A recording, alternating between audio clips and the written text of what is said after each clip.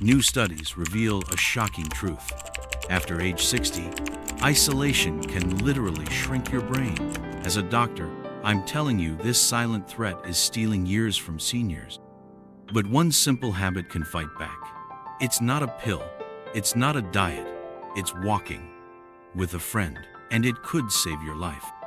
If this message spoke to you, I'd love to hear your thoughts. Share a comment below, and if you found this helpful, please give the video a like and subscribe for more ways to stay healthy, happy, and connected after 60.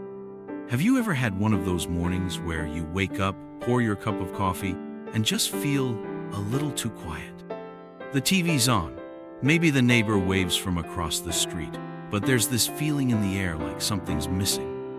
Not sadness exactly, just a kind of stillness that wasn't there years ago when your days were full of conversations, laughter, and that easy flow of daily social life. If that sounds familiar, you're definitely not alone. You see, after 60, a lot of things in life start to shift. Our schedules aren't as packed as they used to be. Kids have grown. The workplace isn't part of our daily routine anymore. Friends may have moved away.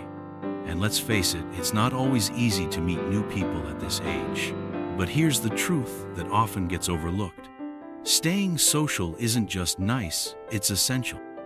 It keeps our minds sharp, our moods lifted, and even our bodies healthier. And one of the simplest, most joyful ways to stay connected is walking with friends. Now, you might be thinking, sure, I like walking. I do it when I can. But walking with someone? Imagine this. You step outside, the sun's just coming up, and instead of walking alone with only your thoughts, you have someone by your side. Maybe it's your neighbor, your sister, someone from your church group.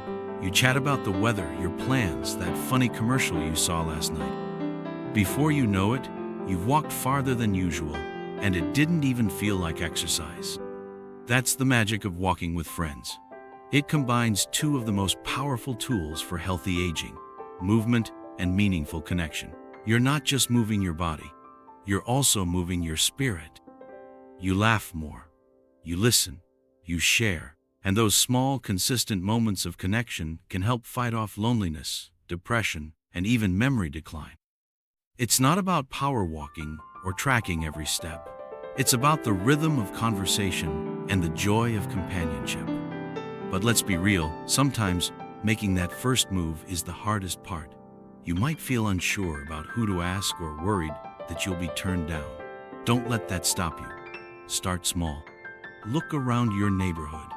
Is there someone who walks regularly at the same time as you? Say hello, then say it again the next day. Gradually, strike up a conversation. Or call an old friend you haven't seen in a while and suggest a walk to catch up. You'd be surprised how many people are waiting for the same invitation. And don't underestimate the power of routine. If you and a friend can commit to walking together just 2 or 3 times a week, it can quickly become something you both look forward to.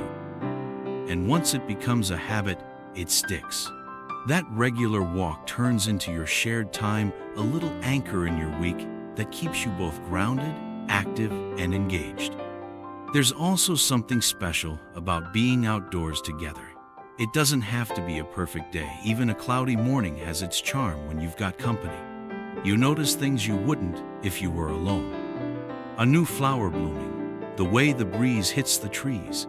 It sparks conversation, adds color to your routine, and gently reminds you that life is still full of beauty. And speaking of beauty, when you begin to rediscover joy in those simple shared moments, something shifts. You smile more, you sleep better, and without even realizing it, you're building a stronger, more connected life, one walk at a time. Now that we've begun to explore what walking with friends can really bring into your life, let's keep going. One of the wonderful things about walking with a friend is how naturally the conversation flows.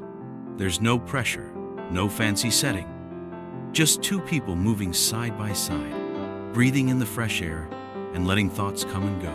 Some days you'll talk about the grandkids or what you had for dinner. Other days, deeper topics might come up: memories, dreams, worries. And that's the beauty of it. Walking together creates space for connection that feels easy and real. Now, if you're thinking, but what if I don't have someone nearby to walk with? Don't worry, there are more ways to connect than ever. Think about your local community center, a church group, or even a senior walking club. Many towns and neighborhoods have small walking groups that meet a couple times a week. If there isn't one yet, you could be the one to start it. Just one friendly invitation, a simple, "Would you like to join me for a short walk this week?" can open a door for both you and someone else who's also looking for connection. You might even consider reaching out to someone who's recently lost a spouse or seems more isolated than usual. Extending that invitation could be the lifeline they didn't know they needed. And sometimes, giving someone else the gift of connection is what fills our hearts the most. Another great idea is to pair walking with a shared interest. Maybe you and a friend love gardening. You could walk around the neighborhood looking at people's yards, sharing ideas. Or maybe you both enjoy bird watching or photography or just people watching at the park. Turning your walks into little adventures makes them something to look forward to. You don't even need a set destination. Just being outside and noticing life together is more than enough. And don't underestimate how motivating it is to walk with someone else. On those mornings when your body feels a little stiff or your bed feels extra cozy, knowing that someone's waiting for you, even if it's just for a quick 20-minute stroll, can be the nudge you need to get moving. It keeps you accountable in the best way. Not like a strict workout coach, but like a good friend who says, "Come on, we'll do it together." Plus, regular walking improves circulation, supports joint health, and boosts your mood through the release of endorphins. When you share that experience with someone else, the benefits multiply. Your brain stays more active thanks to the conversation, and you're more likely to stay consistent with your routine. That consistency is what keeps your body strong and your social life thriving. Even small gestures can make a big difference in building these habits. For example, pick the same time of day to walk, maybe after breakfast or just before sunset. Create a little ritual around it. Maybe you both stop for tea afterward or share a piece of fruit on a bench in the park. These little moments start to form something solid, a bond that adds meaning to your days. And let's not forget, laughter is one of the healthiest things we can do, and walking with friends is full of it. Silly stories, funny observations, that unexpected memory that makes you both double over. These are the moments that light us up from the inside out. It's not just about staying busy, it's about staying joyful. As you keep finding ways to connect through walking, you may begin to notice your world feels a little bigger again, a little warmer. And before long, those quiet mornings that once felt a bit too still begin to feel like the calm before a beautiful day, a day filled with connection, movement, and purpose. Let's keep walking. There's something truly special that starts to happen when walking with friends becomes part of your life. You start to notice the changes not just in your body, but in your outlook. Days feel fuller. Time feels more meaningful. Even those little aches and morning groans don't seem as loud when you've got something and someone to look forward to. And it's not just about old friends either. Walking has a funny way of opening up new friendships too. Maybe you smile at a familiar face on the trail, then one day you stop to chat. Or you pass the same couple every afternoon, and eventually you're exchanging recipes or talking about your favorite walking shoes. These tiny chance interactions often blossom into something deeper, the kind of friendships that remind us life still has surprises in store, no matter our age. The beauty of these walks is that they're not just about movement, they're about presence. You're not staring at a screen or rushing through a to-do list. You're right there, in the moment, soaking in the sights, the sounds, and the conversation. And when you're walking beside someone, there's no need to impress or perform. You can just be yourself and be accepted, just as you are. Over time, these walks can become anchors in our lives. They give structure to the week, something steady to hold on to. And in a stage of life where many things can feel uncertain, from health concerns to shifting family dynamics, that sense of routine and companionship can be incredibly grounding. Now, maybe you're thinking, I don't know if I have the energy to do this every day. That's perfectly okay. It's not about walking far or fast. It's about walking together. Even a 10-minute stroll around the block can work wonders. The key is consistency, not distance. What matters is that you keep showing up for yourself and for each other. And if walking outdoors isn't always possible, there are creative ways to adapt. Indoor malls, community centers, or even laps around your living room with a phone call to a friend can give you that same feeling of connection.